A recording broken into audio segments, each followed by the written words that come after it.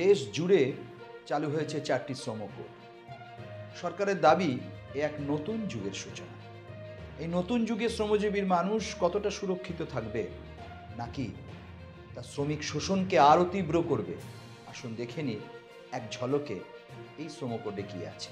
বেতন কাঠামো ঠিক করার ক্ষেত্রে পঞ্চদশ ভারতীয় শ্রম সম্মেলনের সুপারিশকে মাপকাঠি হিসেবে ধরা হয়নি।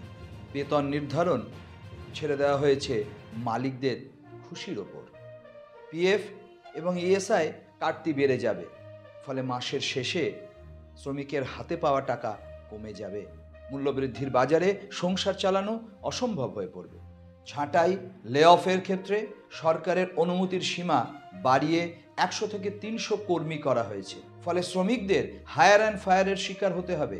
চাকরির নিরাপত্তা একেবারে ভেঙে পড়বে। গিগ, প্ল্যাটফর্ম ও ফিক্সড টার্ম এমপ্লয়মেন্টকে আইনগত মান্যতা দেওয়ার মধ্য দিয়ে স্থায়ী কাজের ধারণাকে তুলে দেওয়া হচ্ছে। ট্রেড ইউনিয়ন গঠনে কঠোরতা বেড়েছে।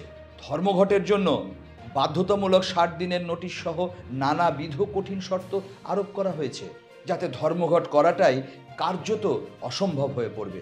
অপরদিকে লে অফ ও লকআউটকে বৈধতার সুযোগ দেওয়া হয়েছে। সপ্তাহে 48 ঘন্টা বলা হলেও 12 দিনের শিফট বৈধ করা হয়েছে, যা অমানবিক, বেআইনি ও মধ্যযুগীয় অত্যাচার। ফিক্সড টার্ম এমপ্লয়মেন্টের মধ্য দিয়ে প্রতিষ্ঠানগুলিকে ইউনিয়নাইজ করার গভীর ষড়যন্ত্র আছে শ্রম কোডে। আগে 10 জন শ্রমিক থাকলেও কারখানা আইন প্রযোজ্য ছিল, এখন অনেক ক্ষেত্রেই 20 বা 40 পর্যন্ত ছাড় দেওয়া হচ্ছে, ফলে লক্ষ লক্ষ শ্রমিক আইনগত সুরক্ষা পাবে না।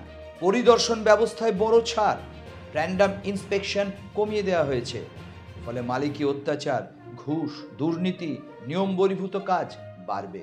তাই এসইউসিআই কমিউনিস্টের পক্ষ থেকে শ্রমবিরোধী, জনবিরোধী এবং পুঁজিপতি শ্রেণীর স্বার্থ রক্ষাকারী এই 4টি শ্রম কোড বাতিল করা এবং 29টি শ্রম আইন পুনরায় চালু করার দাবি জোরদার করা হয়েছে। সাথে সাথে দেশের শ্রমিক শ্রেণী ও শ্রমজীবী জনগণের কাছে দলের পক্ষ থেকে আহ্বান জানানো হয়েছে এই 4টি শ্রম কোড বাতিলের দাবিতে দেশ জুড়ে এক দীর্ঘস্থায়ী আন্দোলন গড়ে তোলা।